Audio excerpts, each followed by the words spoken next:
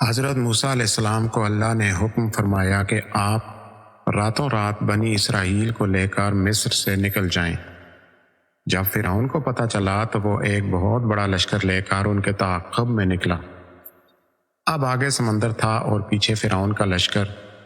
بنی اسرائیل نے پریشان ہو کر حضرت موسیٰ علیہ السلام سے کہا کہ ہم تو مارے گئے، فرعون تو ہم سب کو ہلاک کر دے گا۔ حضرت موسیٰ علیہ السلام نے فرمایا کہ میرے ساتھ میرا رب ہے، انشاءاللہ وہ جلد ہی ہمیں کوئی راہ دکھائے گا۔ اللہ تعالیٰ نے حضرت موسیٰ علیہ السلام کو حکم فرمایا کہ وہ اپنی لاٹھی سمندر پر ماریں۔ جب حضرت موسیٰ علیہ السلام نے لاٹھی سمندر پر ماری تو سمندر دو حصوں میں تقسیم ہو گیا۔ ہر حصہ ایک بڑے پہاڑ کی طرح ہو گیا اور درمیان میں خشک راستہ بن گیا، جس سے حضرت موسیٰ علیہ السلام بنی اسرائیل کو لے کر سمندر کی دوسری جانب صحرائے سینا میں پہنچ گئے۔ جب فرعون کا لشکر پیچھا کرتے ہوئے سمندر کے اسی خشک راستے کے درمیان میں پہنچا تو اللہ نے سمندر کو برابر کر دیا اور سب کافر غرق ہو گئے۔ جب فرعون نے غرق ہوتے ہوئے اپنی موت کو اپنی آنکھوں کے سامنے دیکھا تو کہنے لگا کہ میں ایمان لاتا ہوں بنی اسرائیل کے معبود یعنی اللہ کے سوا کوئی معبود نہیں، اور میں فرما برداروں میں سے ہوں۔ اللہ نے فرمایا کہ اب تو ایمان لاتا ہے، حالانکہ اس سے پہلے تو سرکشی کرتا رہا۔ فرعون کا ایمان لانا قبول نہیں کیا گیا، اس لیے کہ موت کے وقت ایمان لانا اللہ کے ہاں قابل قبول نہیں۔ اللہ تعالیٰ نے فرعون کی لاش کو محفوظ کر کے آئندہ نسلوں کے لیے عبرت بنا دیا۔ اس کی لاش آج بھی مصر کے عجائب خانے میں موجود ہے۔ بنی اسرائیل آل فرعون سے نجات حاصل کر کے صحرائے سینا میں پہنچے۔ یہ لوگ بڑی تعداد میں تھے، جبکہ صحرا میں شدید دھوپ تھی، نہ پانی تھا اور نہ ہی کھانے کی کوئی چیز تھی۔ اللہ نے ان پر بہت احسانات فرمائے۔ صحرا کی دھوپ میں بادلوں کا سایہ کیا، بھوک لگی تو من و سلوہ نازل فرمایا، پیاس لگی تو ہر قبیلے کے لیے الگ الگ یعنی 12 چشمے ایک چٹان سے جاری فرمائے، لیکن اس کے باوجود بنی اسرائیل ناشکری ہی کرتے رہے۔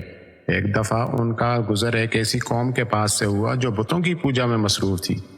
اس قوم کو دیکھ کر بنی اسرائیل نے حضرت موسیٰ علیہ السلام سے ایک بت بنانے کی فرمائش کی جس کی وہ پوجا کریں۔ حضرت موسیٰ علیہ السلام ان پر ناراض ہوئے اور اس برے عمل کے انجام سے خبردار کیا۔ اللہ تعالیٰ نے حضرت موسیٰ علیہ السلام کو 40 دنوں کے لیے کوہ طور پر بلایا تو حضرت موسیٰ علیہ السلام نے حضرت ہارون علیہ السلام کو اپنا نائب مقرر فرمایا۔ اللہ کی رضا حاصل کرنے کے لیے حضرت موسیٰ علیہ السلام طور پہاڑ پر مقررہ وقت سے پہلے پہنچ گئے۔ کوہ طور پر اللہ تعالیٰ نے آپ علیہ السلام سے کلام فرمایا۔ آپ نے اللہ تعالیٰ کو دیکھنے کی خواہش کی۔ اللہ نے فرمایا کہ تم مجھے ہرگز نہیں دیکھ سکتے، البتہ تمہارے مشاہدے کے لیے میں پہاڑ پر تجلی فرماتا ہوں، پس تم پہاڑ کی طرف دیکھو، اگر وہ اپنی جگہ قائم اور سلامت رہا تو پھر تم بھی مجھے دیکھ سکو گے۔ جب اللہ تعالیٰ نے پہاڑ پر تجلی فرمائی تو پہاڑ ریزہ ریزہ ہو گیا اور حضرت موسیٰ علیہ السلام اس پورے منظر کو دیکھ کر بے ہوش ہو گئے۔ جب آپ کو ہوش آیا تو آپ نے اللہ کی طرف رجوع فرمایا، پھر اللہ نے آپ علیہ السلام کو تورات عطا فرمائی۔ حضرت موسیٰ علیہ السلام کے کوہ طور پر جانے کے بعد سامری کو گمراہی پھیلانے کا موقع مل گیا۔ سامری نے قوم کے پاس موجود زیورات کو پگھلا کر ایک بچڑے جیسا جسم بنایا جس سے آواز آتی تھی۔ سامری نے کہا کہ یہی حضرت موسیٰ علیہ السلام کا رب ہے اور لوگوں کو اس کی پوجا کرنے کو کہا۔ حضرت ہارون علیہ السلام نے بنی اسرائیل کو بہت سمجھایا، لیکن اکثر نے حضرت ہارون علیہ السلام کی بات نہیں مانی اور بچڑے کی پوجا کرنے لگے۔ اللہ نے حضرت موسیٰ علیہ السلام کو قوم کے اس جرم کے بارے میں بتایا تو وہ بہت غصے کی حالت میں واپس آئے۔ پہلے تو وہ اپنے بھائی حضرت ہارون علیہ السلام پر غصے ہوئے کہ انہوں نے قوم کو کیوں نہیں سمجھایا۔ جب انہوں نے ساری حقیقت بتائی تو پھر حضرت موسیٰ علیہ السلام نے سامری سے پوچھا کہ تیرا کیا معاملہ ہے؟ اس نے کہا کہ میرے دل نے چاہا کہ میں ایسا کروں۔ حضرت موسیٰ علیہ السلام نے اسے کہا کہ جا تو ساری زندگی لوگوں سے یہ کہتا رہے گا کہ مجھے ہاتھ نہ لگانا اور تو اسی تکلیف میں ذلیل اور رسوا ہوگا۔ سامری کے بنائے ہوئے بچڑے کو جلا کر اس کی راکھ پانی میں بہا دی گئی۔ حضرت موسیٰ علیہ السلام نے بنی اسرائیل سے فرمایا کہ وہ اپنے اس جرم پر اللہ سے توبہ کریں اور جنہوں نے شرک کیا ہے انہیں ان کے رشتہ دار قتل کریں۔ حضرت موسیٰ علیہ السلام کے اس حکم پر عمل کرتے ہوئے کئی شرک کرنے والے اسرائیلی قتل کیے گئے اور بالآخر اللہ نے بنی اسرائیل کے اس بڑے جرم یعنی شرک کو بھی معاف فرما دیا۔ حضرت موسیٰ علیہ السلام بنی اسرائیل میں سے 70 سرداروں کو لے کر کوہ طور پر پہنچے، جہاں انہوں نے ایک مطالبہ کیا کہ اے موسیٰ، جب تک ہم اللہ کو اپنی آنکھوں سے نہ دیکھ لیں آپ کی بات نہیں مانیں گے۔ جس پر اللہ نے ایک زلزلہ اور بجلی کی کڑک سے ان کو ہلاک کر دیا۔ حضرت موسیٰ علیہ السلام کی دعا کے نتیجے میں ان سب کو دوبارہ زندگی ملی۔ پھر اللہ نے پہاڑ کو ان کے سروں پر اٹھا کر ان سے وعدہ لیا کہ وہ دین پر عمل کریں گے اور اللہ کے احکامات کو یاد رکھیں گے، لیکن اس کے باوجود ان لوگوں نے نافرمانی جاری رکھی۔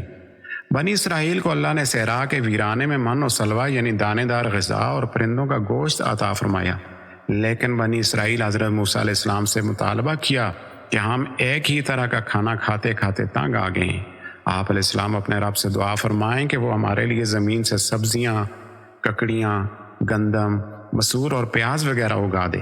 حضرت موسیٰ علیہ السلام نے قوم سے فرمایا کہ تم اللہ کی بڑی نعمت کے بجائے کم تر نعمت مانگ رہے ہو۔ اگر تم یہی کچھ چاہتے ہو تو پھر کسی شہر میں چلے جاؤ، وہاں تمہیں یہ سب چیزیں مل جائیں گی۔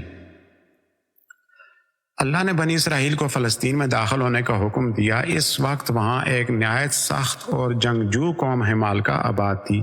بنی اسرائیل نے بزدلی دکھائی اور لڑنے سے صاف انکار کر دیا۔ وہ حضرت موسیٰ علیہ السلام سے کہنے لگے کہ آپ علیہ السلام اور آپ علیہ السلام کا رب ان سے جا کر جنگ کریں، ہم تو ادھر ہی بیٹھے ہیں۔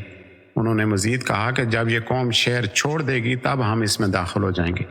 حضرت موسیٰ علیہ السلام نے اپنی قوم کا یہ جواب سن کر اللہ کو پکارا کہ اے اللہ، میں صرف اپنے اور اپنے بھائی پر اختیار رکھتا ہوں، بس ہم میں اور نافرمان قوم میں جدائی ڈال دے۔ اللہ نے حضرت موسیٰ علیہ السلام کی دعا قبول فرمائی۔ بنی اسرائیل 40 سال تک صحرا میں بھٹکتے رہے۔ اس دوران حضرت موسیٰ علیہ السلام اور حضرت ہارون علیہ السلام کا بھی انتقال ہو گیا۔ پھر 40 سال بعد بنی اسرائیل کی اگلی نسل جوان ہوئی اور ان کے درمیان اللہ نے حضرت شمویل علیہ السلام کو نبی بنا کر بھیجا۔ انہوں نے قوم کی درخواست پر حضرت طالوت کو بادشاہ مقرر فرمایا۔